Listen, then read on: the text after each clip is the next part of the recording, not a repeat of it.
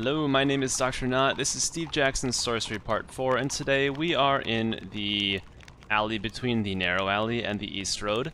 And last time we perished, and this time we're gonna try not to. I don't feel like losing too much more max stamina, but this time we're gonna see if we can get past here, not dilly-dally over in the court area.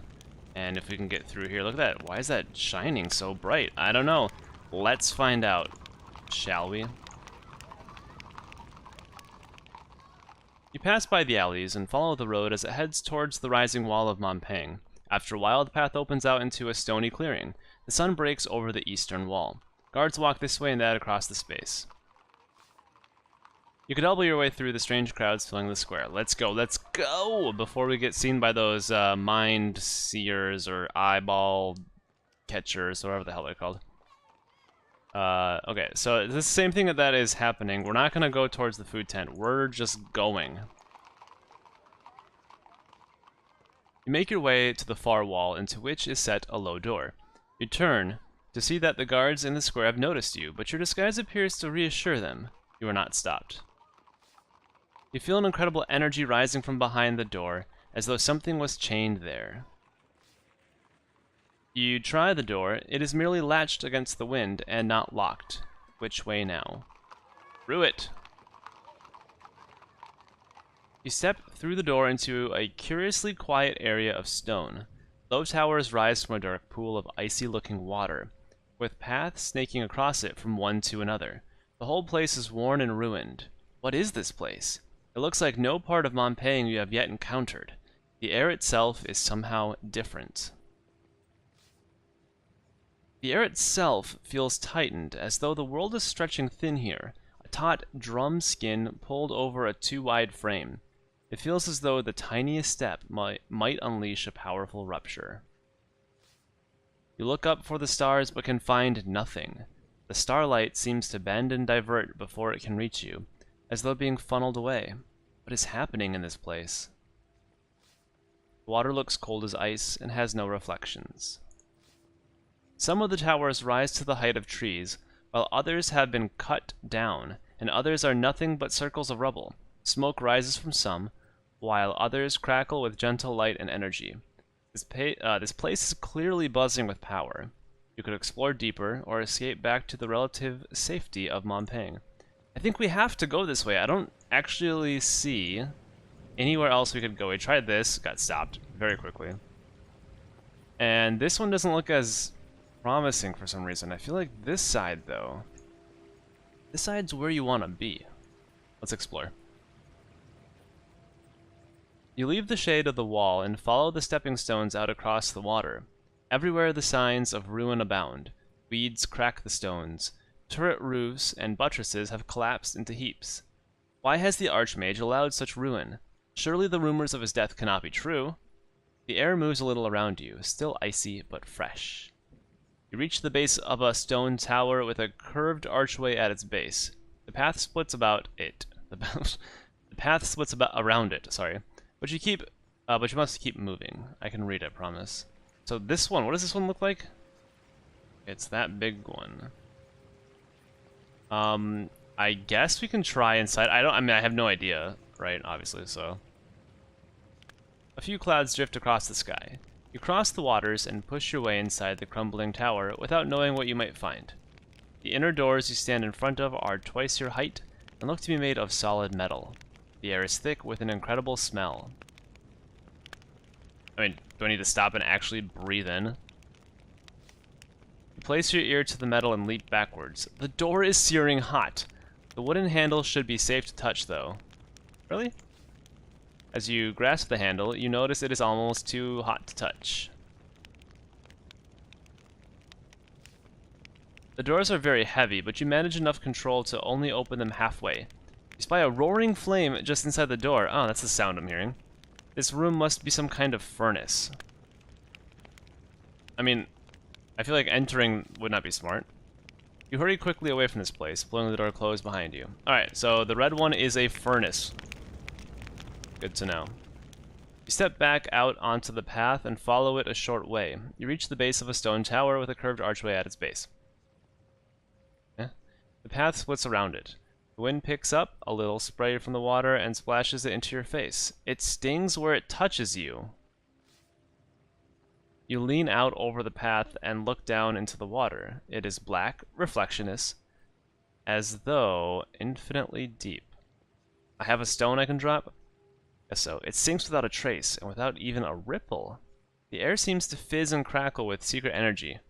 Which way now? So, if we go this way, it's a dead end. If we go this way, well, we have to go through one of these. So, the red one, too hot. Will the blue one be too cold? We are crossing the stepping stones over the dangerous waters once more. As the morning moves on, the wind begins to rise. The path rounds a tower to the north, then splits again. Up ahead is a tower surrounded by thick mud. South of here is another tower, perhaps coated over with some kind of black carapace. You reach out and gently touch the black surface of the tower by the wall. It is hard to touch, smooth and cool. Hard to the touch, smooth and cool. If there was even a doorway here, you cannot make it out. You draw your blade and hammer on the black coating, but though bits fleck off, you cannot break the whole thing open. Okay, that's fine. You move away from the strange black-clad tower. I was apparently down here. Alright, let's go this way. You enter the next tower nervously. A fetid scent assaults your nostrils. The inside of the tower is cavernous, far larger than should be possible. The stone floor on which you stand has turned to a thin strip of soft earth, choked with reeds, and beyond it is a deep pool of foul-smelling water. So, I beg your pardon, just a second.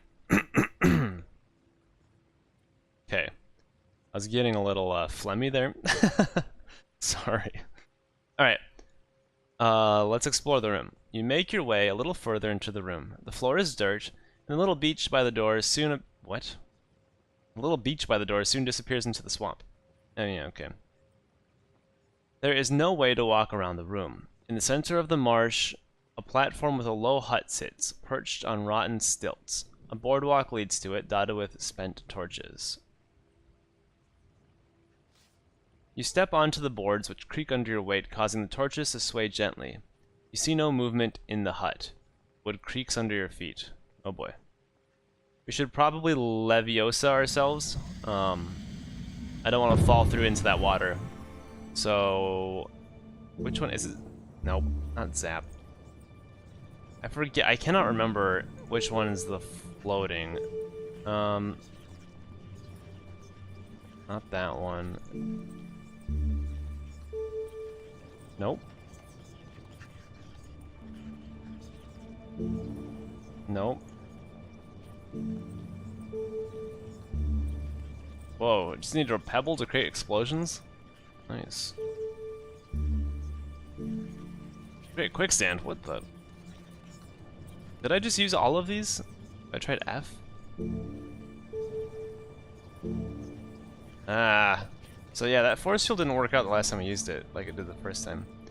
And then what about S? Have I tried S? Alright, let's do this one. You wind the stars into order around you and feel a terrible sense of foreboding emanating from the water. Something is wrong.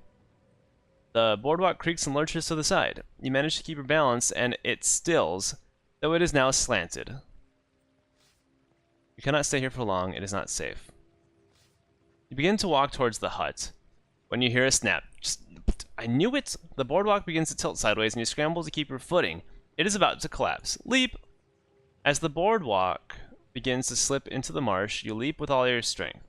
Flying through the air, you slam into the edge of the hut's platform, scrabbling for purchase as you wheeze with the impact.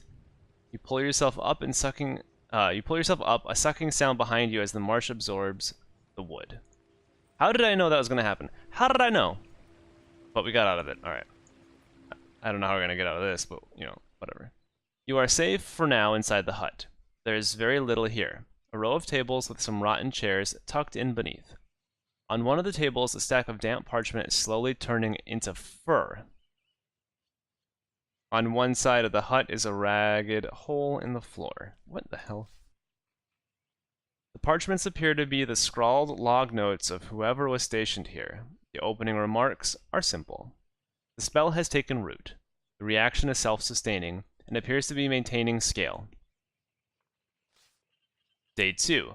The spell has been self-perpetuating for 30 hours and appears to be entirely stable. Success! Day 4.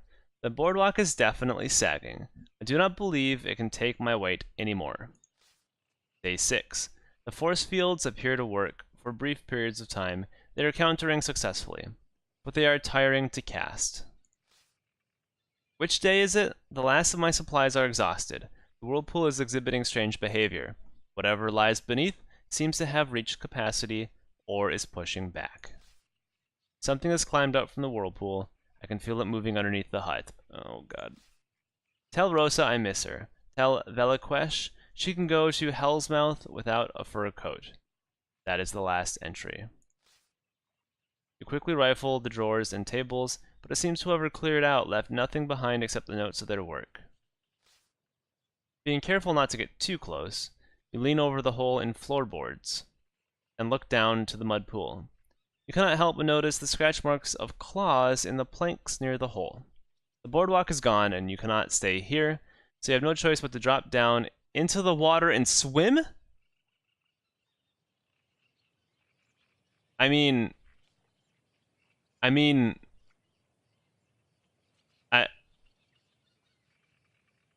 okay. Of course, all your water, oh my, damn it. All your water damageable possessions have been ruined. Thankfully, however, the pages to your spellbook are protected. You are trying to swim, but the swamp is more mud than water, and it is definitely a whirlpool, sucking you downwards, slowly, but inescapably. Can't pray, I don't think it's gonna happen. Why would I just have to swim? I can't do anything? Alright, N-I-F. Create stench. Okay. M-U... We're just doing mud? No. I'm not creating quicksand, are you joking? I feel like that's what we're in, right? We're not gonna cause an explosion. I'm not gonna zap something. I'm not gonna take control of something's mind, I think that's what that is. I don't have anything I could do. Let's see what happens. You craft the spell, a quiet voice enters your mind. The only hope of escape is to escape the magic of this room, cries the voice in alarm, and quickly. Swirling water pulls at your feet. You close your eyes and raise a prayer to Effie. The water seems to thin, but only a little. It is still swirling. You swim with strong strokes. The water is still quite disgusting, and small creatures flicker on either side of you. You will carry the smell on you for some time. You swim back to the shore, shaking off the water as best you can. Please tell me I went... Yes, okay. The eastern shore... Am I able to cross on this bridge? No. Okay, wait. No, that looks like it's from the top. So let's go to the northern shore. You take a moment to regain your breath. Thick, foul water streams from your cloak. Nearby is a frothy, bubbling section of water. It is large and seems to be getting more agitated as you draw near. Oh my god. You turn your... It's in color! That means it's serious. Holy shit. You turn to head back, but a rumbling comes from behind you. You turn to see the frothing water explode upwards. It towers above you, a lumpy mass of mud and reeds. Massive arms stretch out, and a huge gaping mouth opens. It is a slime eater. Oh my god. You try to dance back, seeking the safety of land, but a huge hand lashes out and grabs you. The muddy paw squeezes, nearly cracking a rib. Kicking and biting, you force the monster to release you. It drops you onto the shore, and you scramble away. Can I cast a spell? Can I cast a spell? Well, that doesn't look too big now, does it? Let's go. The slime eater growls at you, gobbing filth from its blubbering lips. You swing your sword in a mighty arc. It stops a short way from you and swipes with its enormous paws. You chop it away, drawing thick green blood that mixes with the filthy water. Then it drops under the water, almost out of sight. Okay. Warily, you move into a defensive crouch. The slime eater sinks down low into the muck. It sinks lower into the water, its eyes on you. Let's just do a little tiny pop. Let's see if this works this way. Ah, yeah! Sidestepping, you slash out at the slime eater, catching it a light blow. Its mouth is thick with blood. It drops down into the mud, watching you intently. Is that so? I know you're gonna come out here and... Okay. Rushing forward, you charge at the slime eater, slipping a light blow past its clawed hands. The slime eater lifts up from the water, then crashes back down, bits of its body bubbling and boiling. It begins to lift its bulk out of the water, sending ripples across the marsh. Defend! You can almost smell the creature growing enraged, and duck quickly backwards through the mud. You are not a moment too soon, emitting a foul gobbet of filth from between its blubbery lips. The slime eater thumps forward, hoping to pull you apart. It disappears into the marsh, almost invisible. Let's just give it a light little prick. Okay. The smell is getting worse. Standing firm, you swing a mighty blow at the slime eater. Low in the water, the monster escapes mostly unharmed. It grunts as it slinks back. Then it slips under, its great bulk hidden from view. So I should just be able to do another little tap here. Alright. Fainting left, you slice at the slime eater, but you cannot cut through the water with enough force to really hurt the monster. What is it doing now? I don't know. Oh, okay, I'm glad I did not attack. You sense the creature getting angry and drop quickly into a crouch. Your defense saves you. Moving fast and sloppily, the slime eater rushes for you, hoping to pull you apart. It slides down almost out of sight. Let's just do another like 1.5. Quick as a flash, you slash at the slime eater. Sunk in the filth, the slime eater escapes the worst of your blow. The slime eater lumbers backwards through the pool, screaming and howling in a bubbling voice. That doesn't give me any information. Alright. You can almost smell the creature coming for your flesh, and move quickly into a guarded stance. Not mistaken. Pushing forward through the thick water, the slime eater reaches forward, hoping to pull you apart. Then it drops under the water, almost invisible. And we'll do this monster attack next time, and we should be able to get it. Nice. Splashing through the mud, you race into the slime eater. The slime eater roars up, exposing a soft area beneath its jaw. You strike with your sword, and it sinks in deep. Green ooze leaks down your neck. My neck? Ew. You mean its neck? And then silence. 3 stamina lost. Skilled swordplay. The slime eater's corpse slips underneath the waves of the battle. The fireflies, disturbed by the battle, soon settle back into their routines. You peer into the murky water. There is no sign of any more beasts, but then there was no sign of the last one either. Let's just keep going. Can we get there? Wait, the eastern shore. I need to go to the... Okay. Take a moment to regain your breath. The water is deathly still. You make your way up towards the door. You turn away from the swamp, its foul gases making you gag and choke. There are other doors from this place, but only one that you can reach. Really? I can't tell. I guess I must be near this crossing. Okay, so slime eater, not a problem, but we're down to 50% stamina. So next time we'll pick up from here and keep exploring. I have a feeling we're gonna have problems in each one of these places. And maybe this is the final one? I don't know. But hopefully one of these leads somewhere in this general direction. Yeah, up here. That's the goal. Alright, so thank you for watching. I'll see you next time. Take care. Goodbye.